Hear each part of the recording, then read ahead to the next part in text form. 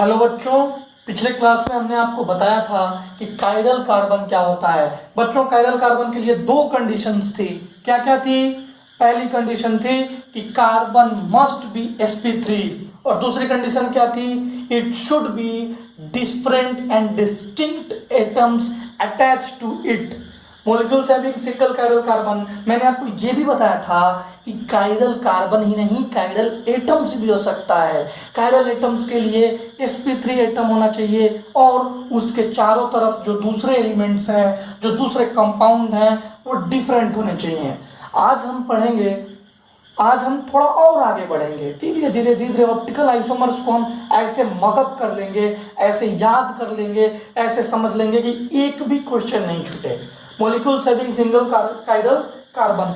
अब देखो बच्चों, अगर मॉलिक्यूल्स के पास एक if molecules having single chiral carbon, तो इनके पास पीओएस नहीं होगा, सीओएस भी नहीं होगा और एओएस एओएस कुछ नहीं होगा।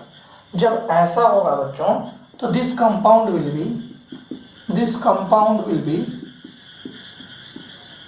B optically active. ये जो कंपाउंड होगा वो ऑप्टिकली एक्टिव होगा। ठीक है, मान लो एक एग्जांपल लेते हैं। चलो एग्जांपल CH3 HBr और Cl। ठीक है, ये एग्जांपल है। चलो इसका RS कॉन्फ़िगरेशन निकालते हैं। पहला ये, दूसरा, तीसरा ये। रोटेट करो, देखो रोटेट किया। हॉरिजॉन्टल पे है ना HCS, कल बताया था ना, या तो HCS लगाओ या फिर वर्टिकल का निकाल लो VCR और पलट दो। तो देखो हॉरिजॉन्टल पे जब फोर्थ पोजीशन हो तो क्लॉकवाइज रोटेशन जब हो, देखो ये क्लॉकवाइज रोटेशन है। ये क्या है बच्चों? क्लॉकवाइज रोटेशन होगा तो इस कॉन्फ़िगरेशन आएगा। कोई दिक्कत? किसी भी स्टूडेंट को कोई दिक्कत?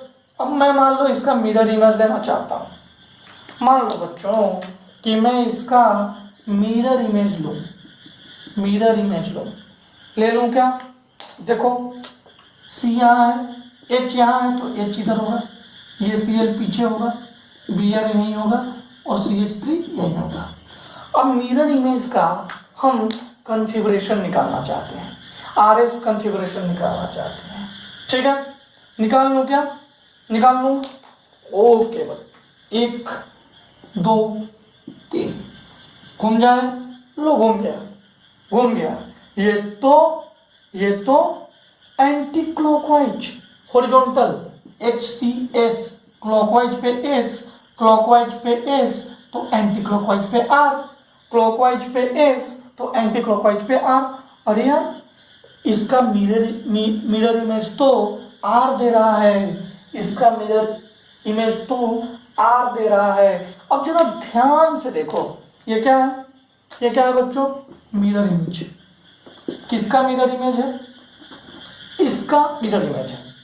अच्छा, अगर इस कंपाउंड पे अगर मैं इसको लाके ऐसे ढकूंगा, तो क्या ये इसको सुपर इम्पोज कर लेगा? सुपर इम्पोज का मतलब होता है बच्चों कि जैसे मान लो कि ये खिलौना है, इसका इमेज भी ऐसा ही बनेगा। तो अगर मैं इसके इमेज को इसके ऊपर चढ़ा दूंगा तो क्या इसको पूरे अच्छे से ढक लेगा कि नहीं ढक लेगा। तो क्या ये कंपाउंड इसको ढक रहा है?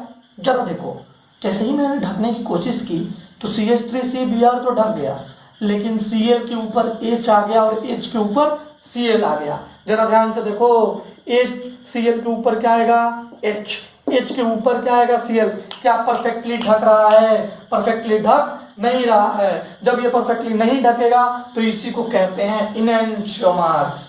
इसको क्या कहते हैं बच्चों? इनएंशियोमर्स। यहां तक लिख लो, यहां तक लिख लिया आपने? ओके,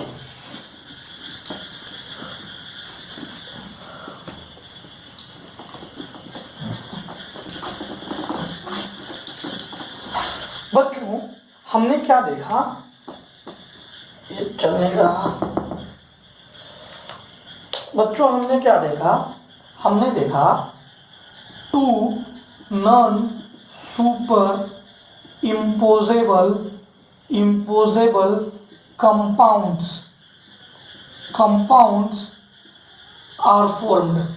हमने यही देखा ना, दो सुपर इम्पोज नहीं करने वाले कंपाउंड बन रहे हैं। फिर क्या देखा, ये दोनों एक आर है और एक एस है।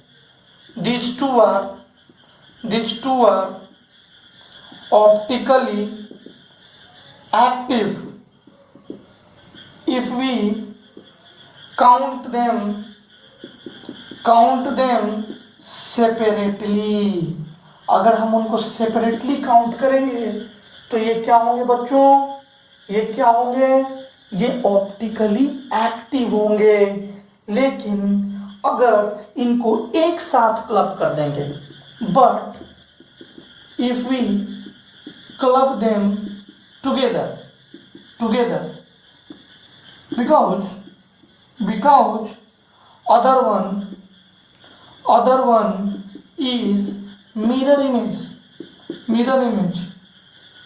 then it is called enantiomer।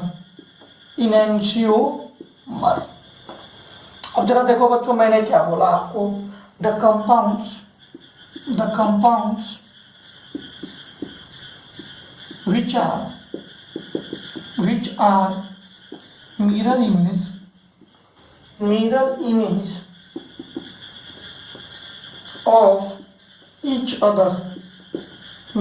image of each other, and also non-superimposable,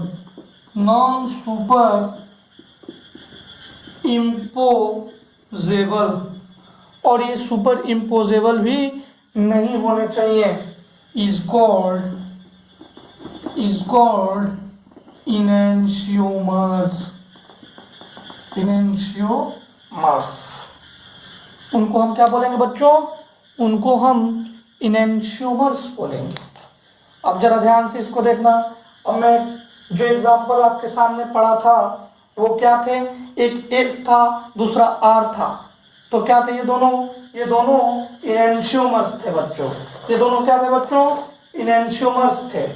और इनेंशियोमर्स को ही तो रेसेमिक मिक्सचर कहते हैं। तो ये लिख लो, ठीक है, मिटाओ।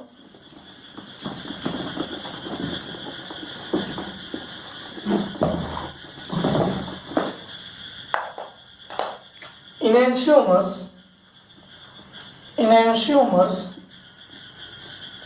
produces racemic mixture। Racemic mixture में मैंने क्या लिखा था कि ऐसे कंपाउंड का मिक्सचर जो कोई एक पॉजिटिव रोटेशन दे तो दूसरा नेगेटिव रोटेशन दे, और जो नेट रोटेशन हो हमारा वो 0 हो जाए। जब नेट रोटेशन अगर 0 हो जाएगा, निकोल प्रिंस से जो मैंने पीपीएल पास कराया है, उसका नेट रोटेशन अगर 0 हो जाएगा तो ऑप्टिकली इनएक्टिव हो जाएगा। तो इनेंशियोमर्स ऐसा ही तो है, एक आर है दूसरा एस है, एक आर है दूसरा एस है, एक पॉजिटिव था तो एक नेगेटिव था, ठीक है। अब जरा सोचिए, जरा सोचने वाली बात है। तो ये एक पॉजिटिव, जितना एक इधर रोटेट हुआ, इधर जितना मैं इधर रोटेट हुआ, अगर उतना ही कोई इधर रोटेट हो गया तो नेट तो 0 हो जाएगा, और यही तो इनेंशियोमर्स यही तो रेसेमिक मिक्सचर्स कहते हैं, इसी को तो रेसेमिक मिक्सचर्स कहते हैं। Net rotation of PPL equal to 0, यही तो अपना रेसेमिक मिक्सचर कहता है, ठीक है। तो हम कह सकते हैं enantiomers produces equal and opposite rotation, एक प्लस में और दूसरा माइनस में। इसके बाद में हम तीसरा पॉइंट लिख सकते हैं। तीसरा पॉइंट इसी में लिख देता हूं मैं, 50% डी डेक्स्ट्रो 50% लीवो। यहां तक कोई दिक्कत नहीं। अब बच्चों क्या है ना कि हमेशा क्वेश्चंस आते हैं कि ये दोनों कंपाउंड में या इसका जो मिरर इमेज है इन दोनों के बीच में रिलेशन क्या है, क्या ये आइडेंटिकल हैं, क्या ये इनेंशियोमर्स हैं, या फिर अभी तो मैं यही तो बताऊंगा, आगे चल के मैं आपको डायस्टेरियोमर्स जब पढ़ाऊंगा तो एक और चीज आएगा, क्या ये डायस्टेरियोमर्स हैं। अभी मैं सिर्फ दो बातें बताऊंगा, क्या ये इनेंशियोमर्स हैं, क्या ये आइडेंटिकल है। चलो बच्चों देखते हैं, दो तीन क्वेश्चंस देखेंगे। पहले समझ लेते हैं कि इनेंशियोमर्स क्या है और आइडेंटिकल क्या है। ये नोट डाउन कर लीजिए। ओके,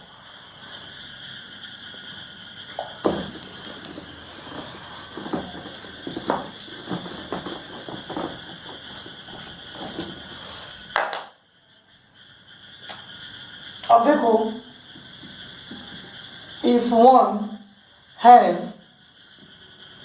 आर कन्फिगुरेशन, अगर एक कंपाउंड के पास आर कन्फिगुरेशन होगा and other has S configuration, तो वो इनेंशियोमर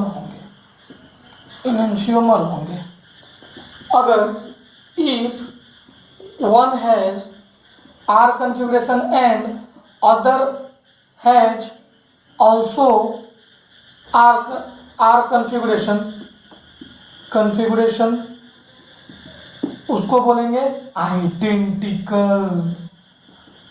अगर ये S होगा तो अदर भी S हो, अगर ये S होगा तो अदर भी S हो, तो उसको बोलेंगे आइडेंटिकल। ठीक है प्यारे बच्चों, ठीक है बच्चों।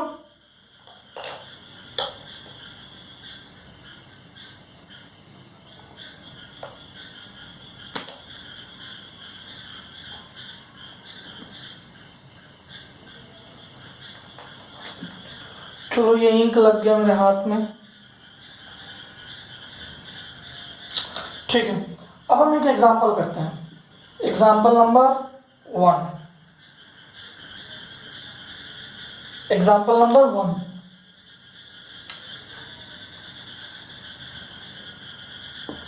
एग्जाम्पल नंबर 1 में है CH3 FBr और Cl। एग्जाम्पल नंबर 1 में है CH3 FBr Cl, आपको बताना है। और दूसरा क्या है CH3Br और Cl, आपको इन दोनों में बताना है कि इनका नेचर क्या है। ऑप्शन 1 है आइडेंटिकल और दूसरा है इनेंशियोमर। इनका नेचर क्या है बताना है आपको। नंबर 1 किसे देंगे, इसे 2, इसको किसको, इसको 3, इसको 4th, इसको किधर चल रहा है, इधर चल रहा है। 4th किस पे है, हॉरिजॉन्टल पे है, HCS।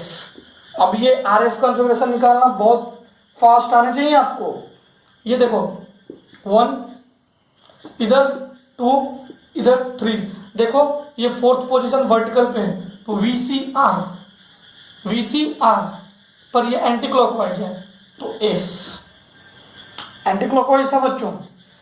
वर्टिकल पे अगर 4th पोजीशन क्लॉकवाइज R, लेकिन ये है एंटी क्लॉकवाइज तो S है, एंटी क्लॉकवाइज तो S। इसका नाम क्या होगा, तो ये है क्या, आइडेंटिकल। आइडेंटिकल कर लोगे खुद से, मैं क्वेश्चन दूं, कर लोगे ना खुद से। बहुत इजी क्वेश्चन है, इसको फिर से देखो, रिमाइंड करके देखो, मैं मिटा रहा हूं। मैं दूसरा क्वेश्चन देता हूं बच्चों, ध्यान से देना, ध्यान से देखना।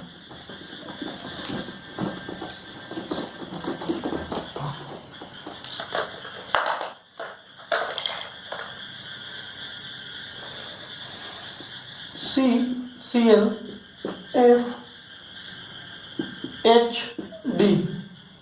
CFD CLH। बच्चों एग्जाम्पल 2 है, बताना वही है कि एंशियोमर की डायस्टेरियोमर्स है। If atomic number is same, atomic number is same,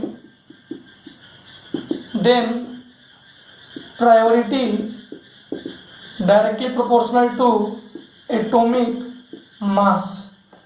जो प्रायोरिटी होगी वो एटॉमिक मास पे डायरेक्टली प्रोपोर्शनल कर जाएगी। अब तुम बताओ मुझे, अब तुम बताओ, ये है नंबर 1 दे दूं, फिर 2 किसे दूं, इसे दूंगा, 3 एच और डी में ये होगा भाई, घूमेगा ये। 4th पोजीशन किस पे है, वर्टिकल पे, वीसी आर वर्टिकल 4th क्लॉकवाइज रोटेशन पर ये है क्या, ये एंटी क्लॉकवाइज, तो ये इस, तो इसको देखो, ये 1 इधर 2 दूं, इधर 2 दूं, 2 यहाँ 3 यहाँ, रोटेशन कैसे करना है, 1 से 2 से 3, रोटेशन ऐसे, वर्टिकल पे 4th पोजीशन, वर्टिकल पे 4th पोजीशन, VCR, वर्टिकल पे 4th position, clockwise rotation R, clockwise rotation R। पहले के जमाने में VCR कैसेट हुआ करता था, वहीं से ये शॉर्ट ट्रिक बनाया गया है। तो अब देखो इस R में बदल रहा है, मतलब ये है क्या, यह है इनैंशियोमर्स, ये क्या है बच्चों, ये है इनैंशियोमर्स। मेरी बात समझ में आ गई, आगे बच्चों मेरी बात समझ में, चलो अब आगे चलते हैं। नेक्स्ट क्वेश्चन, नेक्स्ट क्वेश्चन, ढेर सारा क्वेश्चन हम करेंगे आज।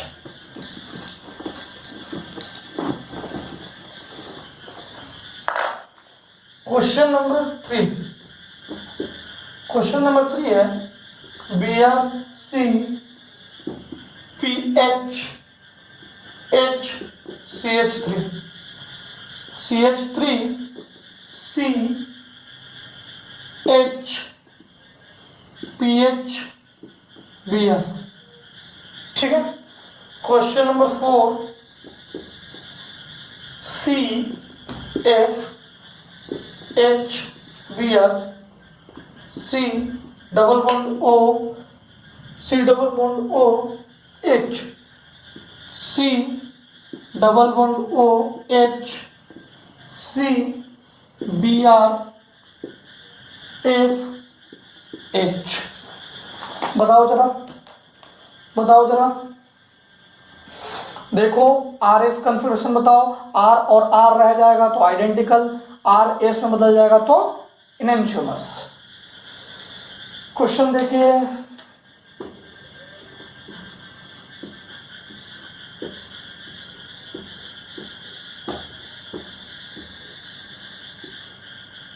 क्वेश्चन देखिए, देखो अब मैं क्या करूं, ये पीएच है यानी कि कार्बन बेंजीन रिंग लगा है, पीएच मतलब बेंजीन रिंग, यहाँ CH रिंग, तो नंबर 1 ये होगा, 2 ये होगा, 3 ये होगा, ये मुझे दिख रहा है। चलूं क्या, चलूं क्या, 1 2 3 हॉरिजॉन्टल पे है, हॉरिजॉन्टल पे, तो HCS ये गए क्या एंटी क्लॉकवाइज, तो R, एंटी क्लॉकवाइज गए ना तो R, ठीक है, ठीक है, ओके। अब जरा इसको देखो, इसको देखो, ये क्या है 1, ये 1 2, ये 2, ठीक है, और ये 3, चलूँ क्या, तो चल दिया, चलूँ क्या, चल दिया। ये हॉरिजॉन्टल पे है, ये होता क्या, VC ये वर्टिकल पे 4th पोजीशन है, 4, तो HCS हॉरिजॉन्टल पे 4th position, clockwise S, clockwise है S, ये दोनों क्या है, ये दोनों कौन सा कॉन्फ़िगरेशन है, इनैंशियोमर, इन दोनों के बीच की रिलेशन इनैंशियोमर। यहाँ तक कोई दिक्कत नहीं। अब ये क्वेश्चन आपको खुद से करना है, ये क्वेश्चन आपको आज खुद से करना है बच्चों, करोगे, चलो मैं हेल्प करता हूँ। पहला किस नंबर किसको दूँ, कार्बन से डायरेक्टली अटैच जो है उसमें जिसका एटॉमिक नंबर सबसे ज़्यादा 1, फिर कार्बन से जो डायरेक्टली अटैच है उसमें सबसे ज़्यादा एटॉमिक नंबर, तो ये 2 ये 3, इसमें देखो 1 2 3। अब घुमा दें बच्चों, अब घुमा दूं, आप बोलो घुमा दूं क्या, ठीक है ठीक है ठीक है, घुमाता हूँ, देखो 1 2 लो घुमा दिया, हॉरिजॉन्टल पे है ना तो HCS, हॉरिजॉन्टल पे 4th क्लॉकवाइज S, ये है क्या, ये तो एंटी क्लॉकवाइज है यानी कि R। अब इसको देखो 1 2 3, वर्टिकल है क्लॉकवाइज रोटेशन आर, ये आर। अरे भैया ये है क्या, ये है क्या, ये तो आर और आर है। आर और आर मिलेगा तो आइडेंटिकल, आर और एस मिलेगा तो इनैंशियोमर, आर का एस मिलेगा तो इनैंशियोमर, आर आर मिलेगा तो आइडेंटिकल। ठीक है बच्चों, अब मैं एक शॉर्ट ट्रिक बताता हूं आपको। शॉर्ट ट्रिक ये है कि ऑड एक्सचेंज होगा, एक्सचेंज तो इनैंशियोमर, इवन एक्सचेंज तो आइडेंटिकल। ये आर एस निकाले के बिना भी बना सकते हैं, हालांकि आप हमेशा आर एस निकाल के ही बनाना। अब देखो करना क्या है, इस क्वेश्चन में देखो, इस क्वेश्चन में देखो पीएच एच सेम है, इन दोनों को, इस CH3 को यहाँ भेज दिया देखो, और Br को यहाँ भेज दिया, तो एक बार एक्सचेंज हुआ है, सिंगल एक्सचेंज, तो ऑड एक्सचेंज है इनैंशियोमर। देखो पीएच और एच जस का तस है, ये Br CH3 एक दूसरा को स्वैप कर रहे हैं, CH3 यहाँ आ रहा है, Br यहाँ आ रहा है, CH3 यहाँ जा रहा है, Br यहाँ आ रहा है, ऐसे को क्या बोलेंगे, एक एक्सचेंज को क्या बोलेंगे, इनैंशियोमर। जरा इस क्वेश्चन में देखो, जरा इस क्वेश्चन में देखो क्या हो रहा है, ये यहां आ रहा है और ये यहां जा रहा है, ये यहां आ रहा है, तो ये अगर यहां चला जाता तो ऑड एक्सचेंज था, लेकिन ये यहां आ रहा है और ये यहां आ रहा है, two exchange, two exchange. Two क्या है, इवन, इवन मतलब आइडेंटिकल। अगर दो, ये दो सिर्फ अपना जगह बदलेगा तो एक एक्सचेंज, ये यहां है ये यहां है, तो दो एक्सचेंज हो गया ना। मेरी बात समझे कि नहीं समझे? ठीक है, तो आज हम यहीं तक करेंगे, कल हम आपको ढेर सारे क्वेश्चन करेंगे, ढेर सारा आपको बहुत सारा सुपर क्वेश्चंस मिलेगा। प्रोजेक्शंस आपको पता होगा, Fisher projection, sawhorse projection, Newman projections के क्वेश्चंस आएंगे।